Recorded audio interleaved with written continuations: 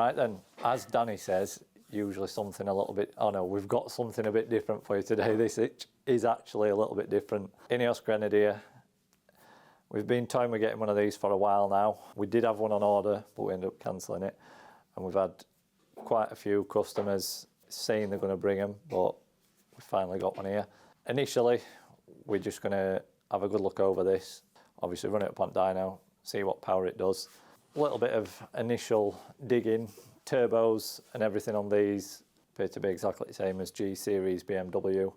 So we know in standard form on those models they're in excess of 300 horsepower, and in tuned form they're around 400 horsepower and close to 650 foot-pound of torque, which is a lot more than what these are putting out. They're like 250 horsepower and just over 400 foot-pound of torque.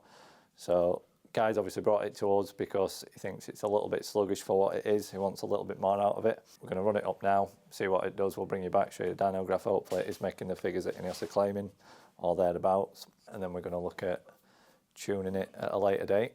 We've also been looking at some other hardware, exhaust system, intake, intercoolers, to see what can be done. Again, we'll be logging EGTs, inlet air temps and things like that to see if they do need improvement, but nothing looks horrendous as it is. Intercooler looks to be a decent size.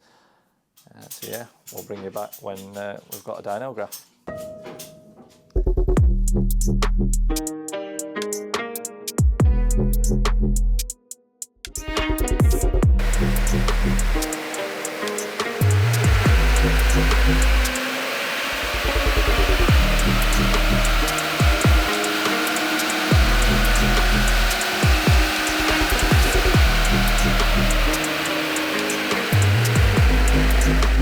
Right then, unfortunately this video is going to have to be continued.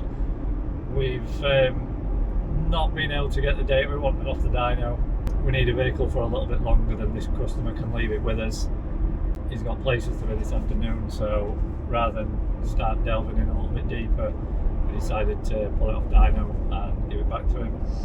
So I suppose if anybody else is interested, we are working on potential upgrades or tunes for the Ineos Diesel variant only. If you are interested, drop us an email. We can add you to the waiting list, and when we do have a solution, we can get in touch with you.